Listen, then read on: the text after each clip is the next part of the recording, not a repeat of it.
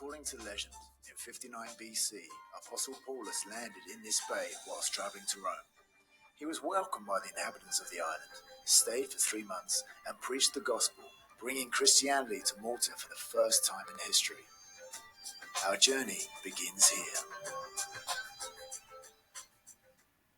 This beautiful view is an appropriate starting point for our introduction to the spirit of Malta. The sprightly Maltese are friendly and full of English charm. Well, this description is often given in international travel books. One possibility.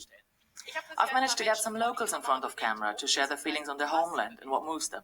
I would also like to show you my personal top 5 places and points of interest, though I don't know whether Paulus saw them or not. But these sightseeing spots persuaded me to produce this documentary. What makes Malta an extraordinary island within the Mediterranean? And I do have some sprightly Maltese people telling you about their aims, hopes and dreams. And if you don't come by boat to Malta as Paulus did, then besides swimming, by plane is the only other option. Gozo, Camino and Malta, as if God himself had dropped 3 marbles from his pocket. This legend becomes apparent to many people as they come in on their final approach from Sicily. If you've chosen the right seat on the plane, a beautiful view of Valletta is on offer before the plane lands at Luja.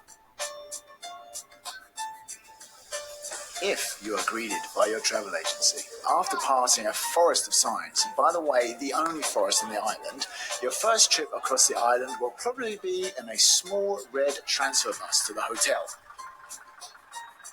You may decide to take a taxi, which is made simple at the airport as the government has fixed all taxi fares. This means no haggling is necessary as all prices are displayed for all to see. Okay, so let's go. Maybe not. Oh, what a big traffic jam there is. At a size of 316 square kilometers, including Gozo, the question is how to circle the island, which is 95 kilometers south of Sicily and 288 kilometers north of Africa.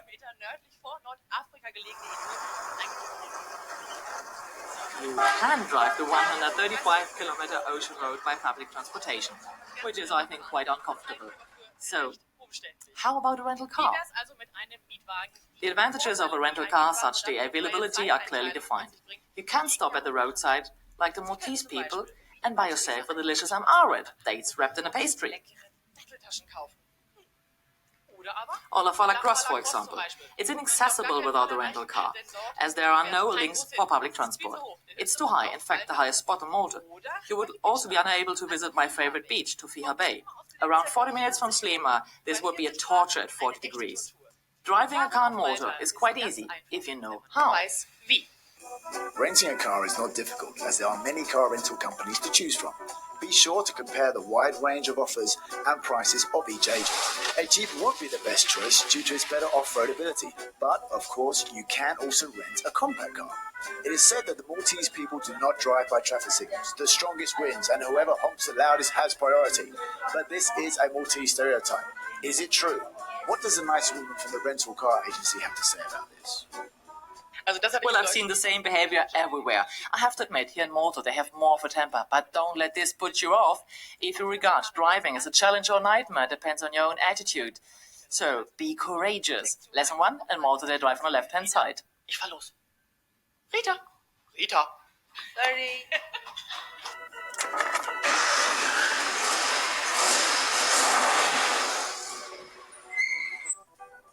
Simply follow the car in front, and then follow another car, and then another, and another, and so on, and so on. On your first trip, you should let yourself go and drive everywhere without a set destination. And when your passengers shout, "Hey, we've been here before," you'll have first-hand assurance that you can't get lost in Malta. Fair enough, since the island is only 27 kilometers long and 14 kilometers wide. If driving on the left is new for you, then you're not to worry, as you'll soon become quite accustomed to it. And moreover, you'll soon have a good feel for the island. Don't feel demoralized by watching the endless rows of houses. Many towns merge together. But at the end of each road, you'll find a roundabout offering you a multitude of new, undiscovered destinations. In addition, you'll have the added bonus of the "I am a tourist, please help me" number plate. The K in the middle of the plate excuses your erratic driving and allows for slow decision making. Most of the Maltese people are more than happy to act as a shepherd and point lost sheep back in the right direction. Some sheep, they send straight to the beach. That's why it's always a good idea to have a map with you to find your way back to the car. Yeah, this map will become your new best friend. Or not. Sometimes it's even nicer to drive on a whim. Doing so takes us on our first trip to Medina. Medina, or Mdina, as Maltese would say, is a city where the Phoenicians laid the foundations, whilst the Arabs built the striking perimeter walls and gorgeous palaces. Over the years, the city's name changed from its original Melita, which means honey, to Medina, the fortified city.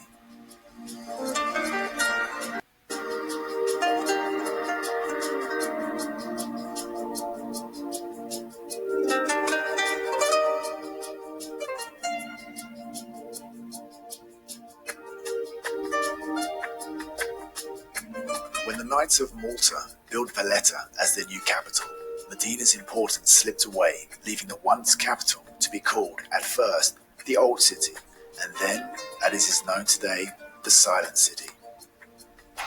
Today, Medina is most silent if you walk her streets in the early morning or late afternoon.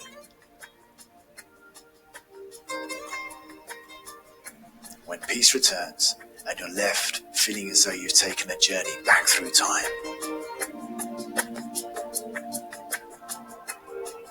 In St. Paul's Cathedral, you will find many works of art. For example, the painting depicting the shipwreck of Paulus the Saint. Its Baroque steeple is the most unique you are ever likely to discover. 2 clocks showing 2 different times. It is believed that the clocks are so set in order to confuse the devil. We asked the local whether this trick works. Does it work? Ist es möglich, den Teufel herumzukriegen, dass man ihn quasi betrügen kann mit den Uhrzeiten? Does it work with the clock? No, it doesn't work because the devil is around. And you have to pray. You pray to God. He will move away from you. But how does the devil look like? Wie sieht denn der Teufel aus? What he looks like? He looks like a cow to me. And very ugly. Very ugly and look like a cow or a bull or something like that. Oh, so the devil is an ugly bull. Well, we do have another question regarding the many beautiful balconies which appear typical of the island. What do these wooden balconies have to do with love? Iva, kienet jamlu il-dan, il-fjuri u hekk u jiġu taħt il-gallerija biex jiżżewġuhom. Għalhekk kien jiġu. I don't understand anything in Maltese. You have to do it in English, please. Oh, yes, about the balconies. This used to do them the former's time. Long time ago, years ago. And they used to put pots with lots of flowers to let them know there is a lady for married. So the men used to see it and come and knock on the door. Okay, so yeah, right now we're getting the picture. The devil is banished with prayers and the men are caught with flower pots. Right. It is said that food is the way to a man's heart. I would like to add here in Fortaleza also to a woman's hips. This certainly applies while eating the world's greatest chocolate cake. True? Richtig? Well, what I'm saying, the only calorie-less thing here is the view. Yeah, you ladies just sit back and enjoy your cake. Here, the ongoing joke is that the Maltese people are more papal than the Pope, and who would doubt the existence of such ecclesiastic devotion from within the shadows of the 365 churches erected on Malta, one for each day of the year. Catholicism is firmly established in the constitution as a religion of Malta. Behind me, there's a tree struck by lightning. The bolt formed the image of Jesus. The Maltese Christian sees this as a sign and lays down flowers. For those who are interested in the pre-mystic and religious past of Malta, the only remaining signs are those signs in and made of stone.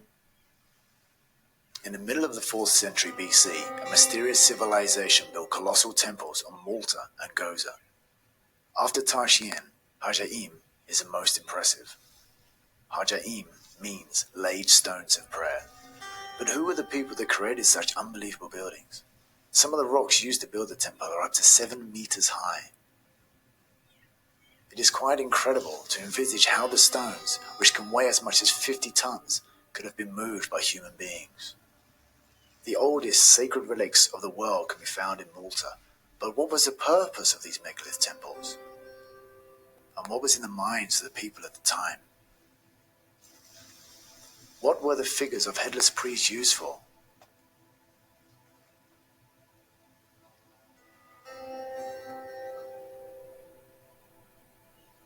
And who was the mystic Venus of Malta who resembles the Buddha with her physical prowess?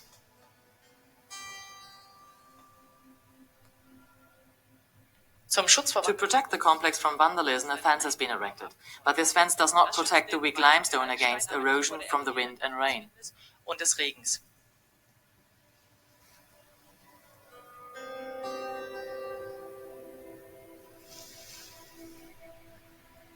The constructors of the newer and lower Manija temple considered this. Here, stronger coral limestone was chosen to build the outer wall. There are indications that the temple is aligned with astronomical axes. As with Stonehenge in the UK, the temple was also a calendar.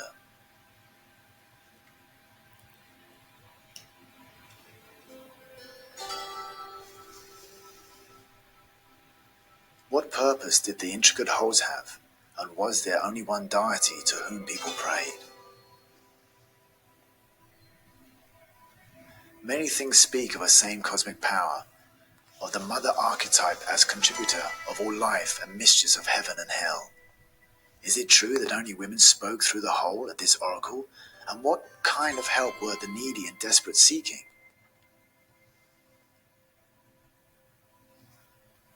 Many questions remain unanswered, even if logical answers exist. The view from Haja'im with its honey-coloured stones is breathtaking even today. Clearly, its architects came from a highly gifted and educated civilization. Although they were silenced a long time ago, the mysticism of this temple and their work has been kept alive. Therefore, even in our desacralized world of today, a little time spent in one of these cultural sites can bring silence and tranquility to even the most hardened and troubled of souls.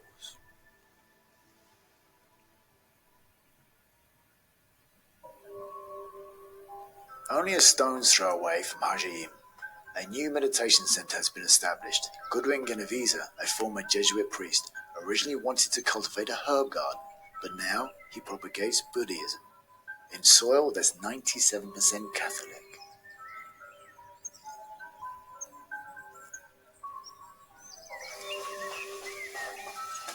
Goodwin? Here. How did this idea come into the mind of a Christian? For many years, I was living in Southeast Asia, mainly in Thailand, Cambodia, and Vietnam. And there I was working mainly with the refugees from Vietnam and Cambodia. I used to live inside the camps with them. And this made me appreciate the hardness of life in which they used to live there. And I often wondered, what was their coping mechanisms in which they can cope with such difficulties and such suffering and such hardness? And especially when there is no hope. One of them once told me that so long as he has breath in his body, then there is hope. And that impressed me a lot. And I asked him, how do you do that? And he said, I do that through meditation. How do Maltese people integrate meditation into their daily life? Many people found the idea of meditation here in Malta a bit frightful because, they thought it's linked with the East, with the hippie culture and things like that. But at a certain point, people started to realize that meditation can be very useful because it has to do with things which concern them in their everyday life. And this has to do with balance, with harmony, with finding peace and quiet. So many people started to ask questions. And most of them realized that it does work. How does it work? It does work because it produces balance in the body. You see, if we take the example of our brain, it has a left side and a right side. And the left side has to do with the analytical part. And in such a way that, I arrive at knowledge through analysis. Now, the right side of the brain has to do with intuition. And it's a completely different way of how I arrive at knowledge and what I can see to be my own truth. Now, this part of the brain is opened up by meditation. Does religious belief conflict with meditation? In Malta, the meditation movement is fragmented. It is fragmented because of religious beliefs of the individuals. But this is slowly changing because many more people are realizing the real value of meditation. And people have realized that for every person who meditates, there is a person less who is violent, arrogant, and who functions better in society. By the way, have you seen my natural office? No. Oh, it's in Sant Anton and it's lovely. I pay no rent, I pay no electricity, and you know what? It's oval.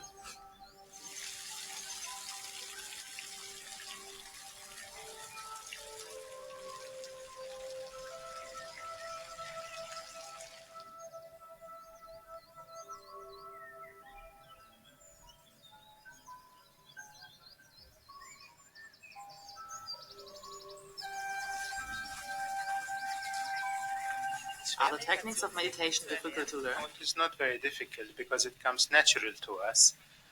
As you observe children playing games, it's their way of meditating. They focus, they are attentive, they are intent on what they're doing, and they do repetitive things like meditation, like holding your breath and things like this. So if we realize this, that it's natural for children, it can be also natural to us. So what we have to do is really look what blockages we have and go back to the state of where we were more open, like when we were children. Can regular meditation change the attitude of a human being? Yes, it does, because the more we meditate, the more we arrive at a state of peace. Our mind is quiet. It is no longer controlled by our thoughts and our emotions. So in this way, we function better. We now leave this place of peace and tranquility and take a brisk drive towards Busket Garden. Please be aware of the small road signs, as you may miss the field that's come to be locally known as Clapham Junction. Who christened this? Huh? Who was it? Yes, exactly. The British people, of course. They came here and saw the prehistorical stone corrugations and said, that looks like our favorite station in London. And immediately the corrugations had their name, Clapham Junction.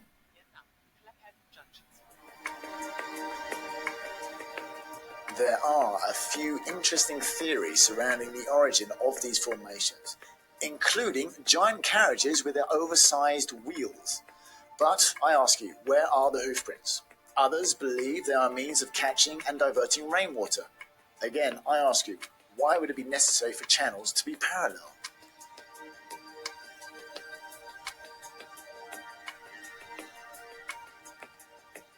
Well, who knows? Maybe E.T. learned how to ride a bicycle here. One of the many mystical secrets of the island.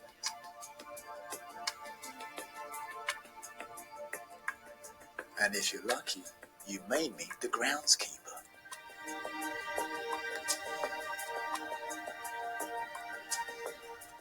So, die Hühner habe ich vertrieben. I've scared away the chickens, but Louis is here. Hey, nice to meet you again. What's that? This is Morris, old car. This is my brother's car. But now we finished because it's have 40 years ago and finished now. Because the police, you don't want it in the road. This is scrap. Well, I guess the police would disapprove of driving this old car, but at least it's a nice bench to sit on for a little interview. When do you get up to work? I came here at 6 o'clock in the morning and we'll finish at 4 o'clock in the afternoon. Because I was every day here looking for the sheep, and sometimes we'll take them out when the green grass here, and after 2 o'clock I will put the sheep inside, and after 2 o'clock at 2:30 I will milk them, and I will take the milk in my house for make cheese. Typical Maltese cheese. Maltese cheese, white cheese, and the pepper cheese, and the water cheese. We'll sell them in the shops. And you like showing the tourists the car tracks? And I show the car tracks sometimes if I have time. If I'm busy, I tell the tourists there's the car tracks at Clapham Junction there and the caves, and we'll go to see it. And we'll go to see it, not me, because I'm busy with the sheep. What is better, a sheep or a wife? Sheep. My wife should tell me you like sheep, not mine. I said no, because if I like sheep, I would stay there, not come to see you. Because they complain. But now, about 3 weeks ago, I tell my wife we'll go to England, and we go to 2 weeks holiday in England. Yeah, nice. I said, you okay? She told me, so now all right, I'm happy.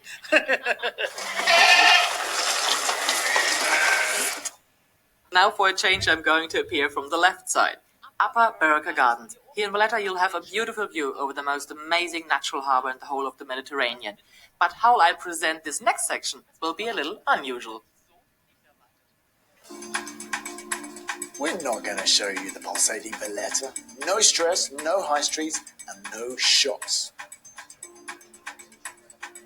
We're not going to force you to visit any museums. We're even omitting the romantic horse-drawn carriages, the carrozzine. We're not going to mention the Sunday market in front of the entrance to the Valletta and won't be saying a word about the coach tunnel and the beautiful Triton fountain. We shan't be talking about the waterfront or recommending various restaurants, and we'll keep the Caravaggio in St. John's Cathedral a secret, along with a nice shady place opposite to drink a coffee. That's the plan. And why are we doing this? Because we are sure you're able to manage this all on your own. Now I would like to talk about the Grandmaster Jean de la Valette. I hope he accepts my apologies, as he will play no role at all in this film, despite him being responsible for laying the foundations of Valletta. He once lived over there with his crew in this small cottage with direct links to the harbour. Medina outlived its time as capital city. As a result, something new was needed. Initially, everybody moved to Birgo, also called Victoriosa, the Victorious, before Valletta became the new capital. We'll have a closer look at Birgo later, but first I proudly present the sprightly Maltese. Let's see if they know their national anthem. Die ihre Nationalhymne kennen.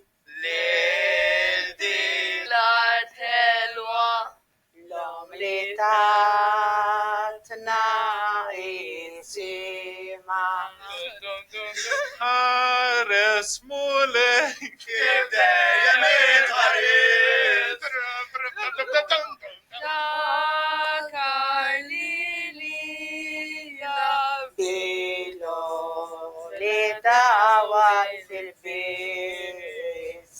atik biralla,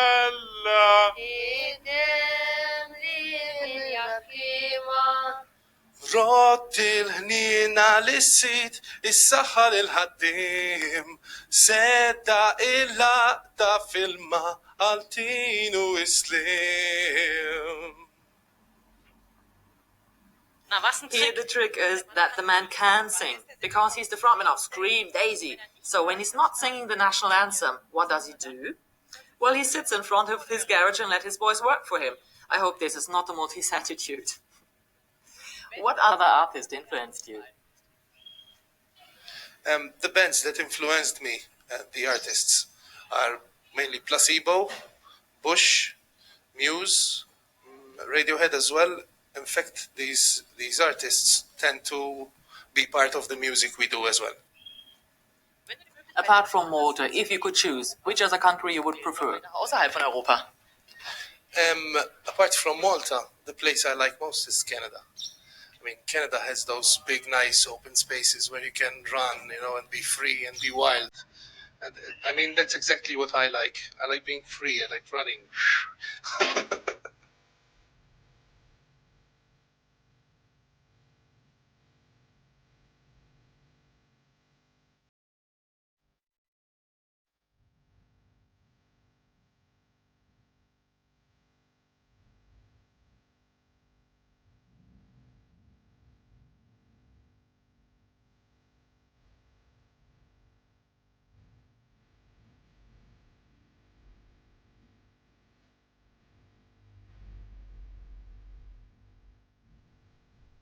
But what makes a relationship perfect? That's a very difficult question. I don't think a perfect relationship exists. In fact, that's why a lot of our songs are about relationships, because we're always in search of the perfect relationship, So that would be very hard, because I don't think it exists. I don't really think. There's no hope. Da ist keine Hoffnung mehr. No.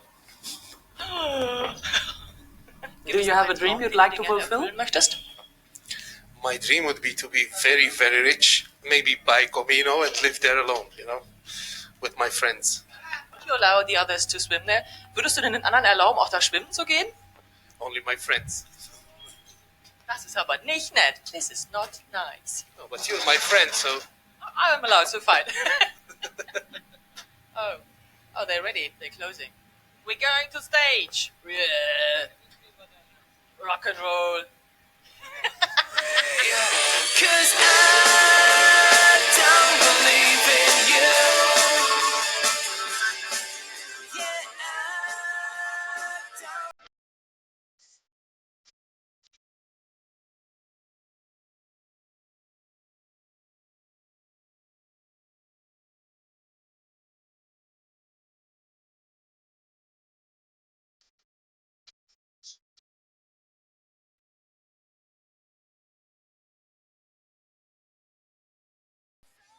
According to a study, 90% of the Maltese people believe in angels. Do you believe in angels? Also, glaubst du an Engel?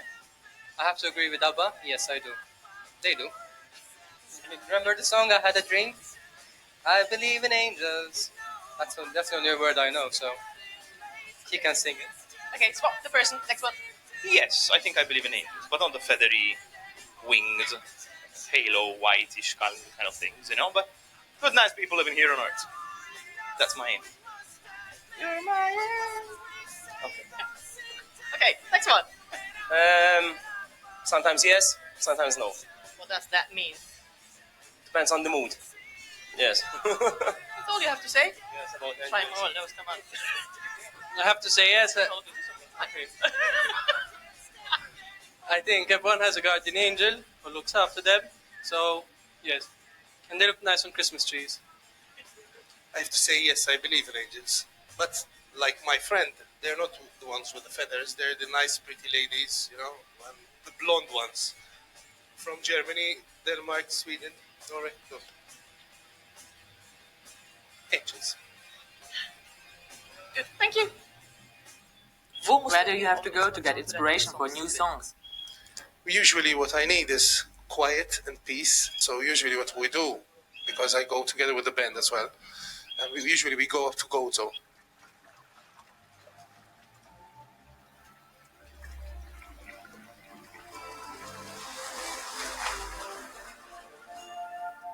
The ferries cast off from the mainland of Emjar to the little sister island of Gozo. The crossing takes about 30 minutes, and you can and should take a rental car along for the ride. All year round, Gozo, whose middle name is Tranquility, is a little greener and a little more rural than Malta. In fact, many of the Maltese have a little weekend retreat or spend their holidays on Gozo. Initially, you should head towards Sanat, not far from the harbour. This is an ecological important area beyond the village, which stretches right up to the steep cliffs. All over you'll see signs directing to the cliffs, from which the view is breathtaking, though you'll need a good head for heights.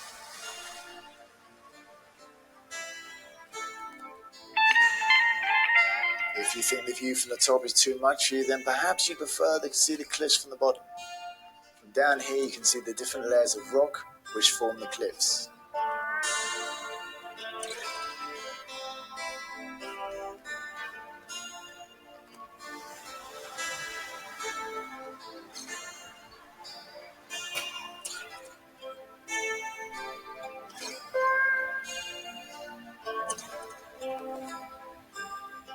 Temple builders also kept themselves busy on Gozo.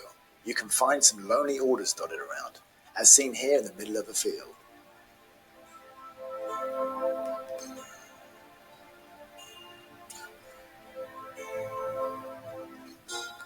Of course, religion is also a big topic. Tapintu, for example, is a very popular destination for pilgrims. Here, there have been many healings, all documented by letters and photos held in the church. Now we're heading north of Gozo, towards Azul Window. On your way, you'll pass through many small and traditional villages. There's no nightlife here, but on the flip side, there are plenty of photo opportunities. In the summer, you can swim or dive within these gorgeous surroundings, as Malta is well known for diving. And if you fancy it, you can try and take a ride on Seahorse. Right opposite, you'll find the Fungus Rock, only a short stroll over the lunar light landscape. A special herb grows here, which the Knights of Malta used to heal their wounded. As a result, they guarded this rock with their lives. Now let's move on to the capital, Victoria.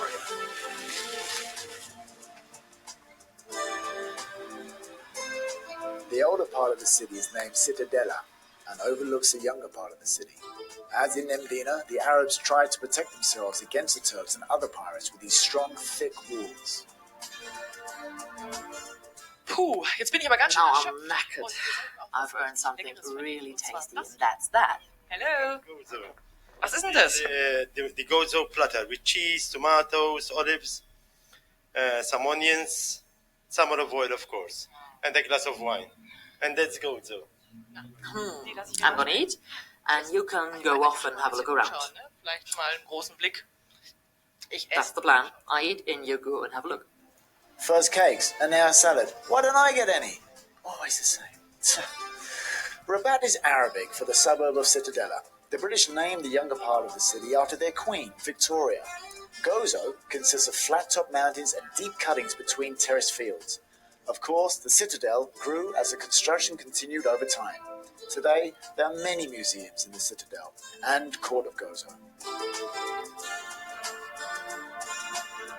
If the weather's good, you even have a clear view of Sicily.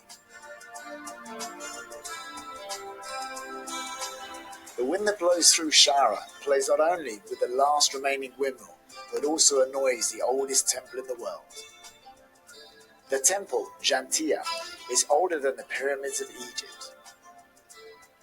But what caused the ancient Neolithic culture to die out with a matriarchal, peaceful, healthy, goddess-revering civilization? Was it a natural disaster or the invasion of the patriarchal clans from Eastern Europe? We leave our mystery with Gozo and travel to the historical feast in Birgu. Once a year in October, Birgu travels back in time. It is well known that the Maltese are spiritually advanced while still satisfying their sensual delights. Therefore, you can admire the Maltese as they don a pair of tights or a magnificent mask while listening to ancient folk music. The locals will also open their doors and invite you in to look at their homes and lives. During the day, Birgu, situated opposite Valletta and flanked by a small yacht harbour, offers an album of scenes for any photographer's viewfinder. Officially, Birgu never reached capital status, which may be because it seems to hide itself behind Fort San Angelo. Even so, whichever way you look, it's clear that you're in the centre of a middle-aged city. If you've ever wanted to experience a place where everybody knows each other's name or even nickname, then look no further.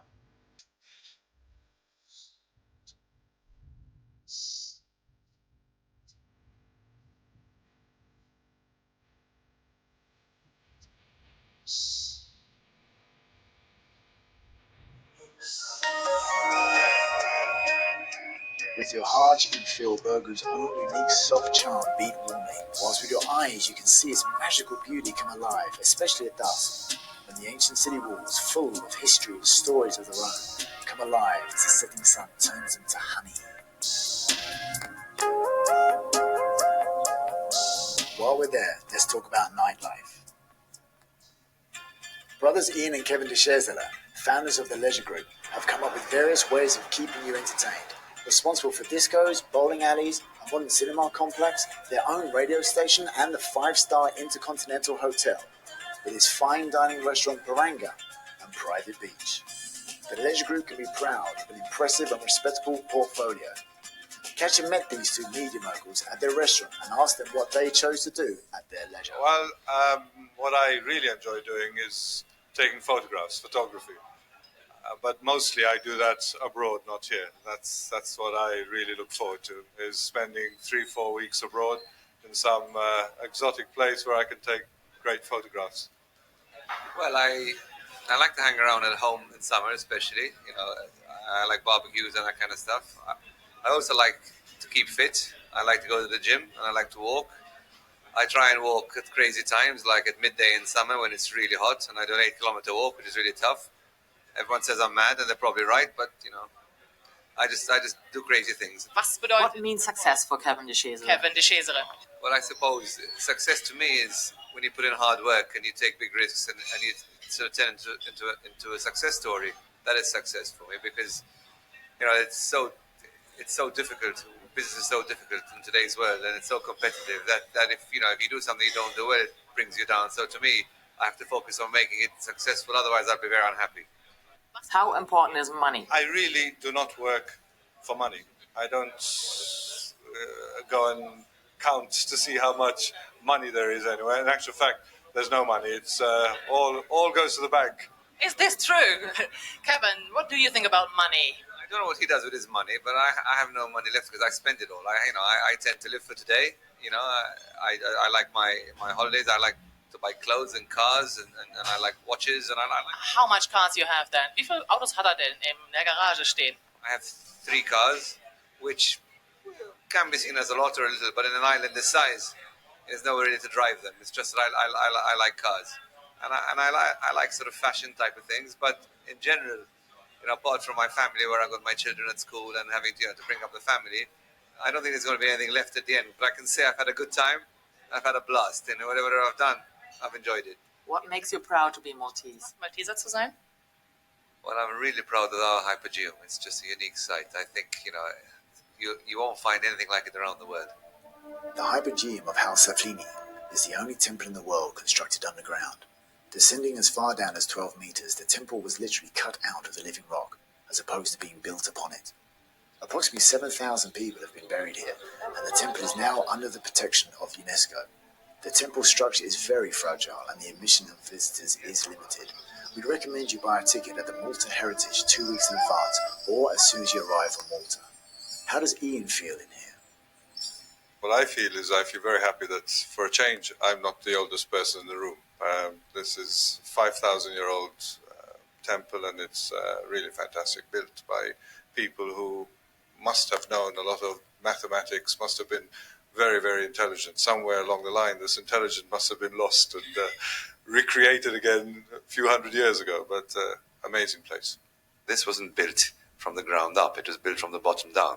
So they started with the top floor, and when they had no more space, they were sort of quite intelligent. They just dug under the floor they had built. And after 1,000 years, they dug again. So that's why it went down sort of 3 floors. And the engineering and technology to be able to do that sort of makes you think that these people weren't just normal. They didn't go to university, but they definitely had some sort of a training. Es heißt, dass they say that the spirals are signs for life after death. Do you believe in life after death? Ein Leben nach dem Tod? I have 2 sides of me. One says, I hope there's heaven, I hope there's heaven. I sort of believe, I was brought up to believe that way. On the other hand, sometimes I have my doubts and I think, you just die and just disintegrate. Well, hang on a minute. I've got a question. How can modern Maltese man put up with so much feminine confidence and success and power? How is that possible? Seeing that the men have made such a mess, I think probably the women would do a much better job. And I'd look forward to it. I'd vote for it. If they want to have women back in, that's fine. And what is your own personal must-see on Malta? I would recommend to people that they will go to the cathedrals. I think cathedrals would be an amazing thing to see. Other prehistoric sites, but definitely I would end up in Dingley Cliffs. I think Dingley Cliffs would give one of the most amazing views and really natural beauty there. You can see Filfla off the Dingley Cliffs, the island there. So that's what I would recommend. And just before you leave, go to Dingley Cliffs.